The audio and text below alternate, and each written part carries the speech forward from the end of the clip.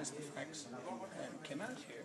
I mean, just look at how much wages and conditions have fallen behind Australia in the 20 years since we had the Employment Contract Act. And there was a generation, I believe, 20 years ago that was willing to fight then, but they were betrayed by their leadership. What's different now is that the leadership is here on the table, united, and it's saying, we're going to fight.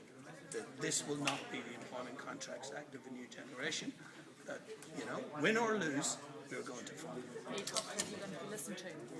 I think so, yeah. I mean, we've had a lot of response since the protests at the National Party conference last Sunday. And I think, you know, segments of the class think, okay, right, blah, blah.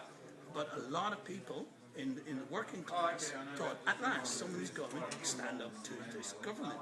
We've seen through people power already that Key and the National Party are beatable. We've beaten them back on Schedule 4.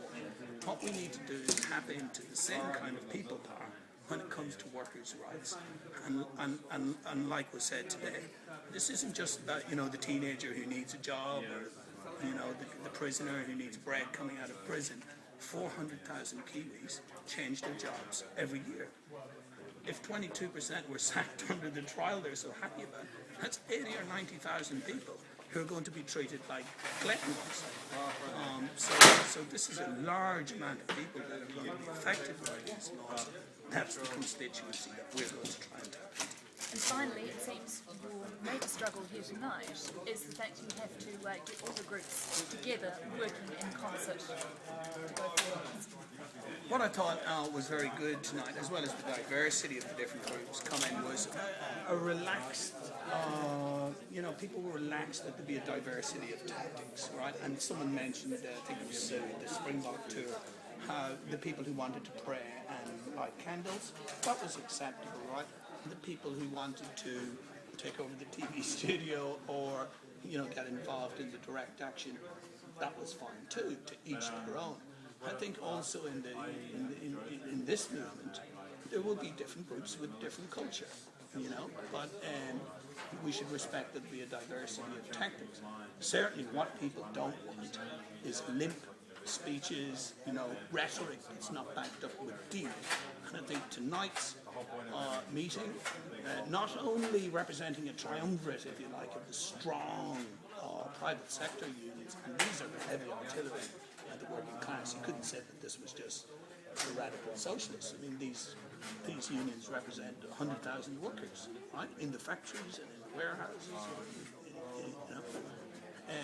But what's very, very good is that they are saying, yes, we will fight. You know, this is not what happened in 1991, the Employment Contract. And like was said, this could be a silver lining. Now we're talking about reaching out to tens of thousands of workers who are not protected at the minute and go, do you know what? We're going to protect you. This could be similar to what happened in France a few years ago. Sarkozy, the president, running at 60-70%, right-wing guy, huge majority in the parliament, gets very cocky, thinks he can rip up workers' rights, attacks the young workers, 16 to 18, that's the whole lot of laws. Within months, the whole of France is on a general strike, tens of thousands of young people joining unions, and he's defeated. Similarly with Key. This cockiness, first with mining, now attacking workers and the vulnerable. It doesn't matter how many MPs you have, or how many laws you pass. We're determined to break these, because it's about protecting workers' rights. If we need to help someone who's been sexually harassed, I'm not going to wait around for 3 or 4 weeks until an employer gives me permission to come into that work site. If a worker has been burned with hot oil in a KFC, I'm not going to wait for 3 or 4 weeks until I get written permission before I go in to help that worker. You know, we're going to walk in, and if they try to stop us, there will be hundreds of trade unions who will walk into those sites. And we will do what the Prime Minister asked us to do. We will name and shame these employers who treat people like dirt. Fantastic. I'll just take your name and position for the level, if that's right. Didn't get you again, I'm so sorry. So I'm Joe Carolan, and I'm campaigns organiser with United. That's great. Thank you, Joe. You're going to have a good drink. Thanks a lot.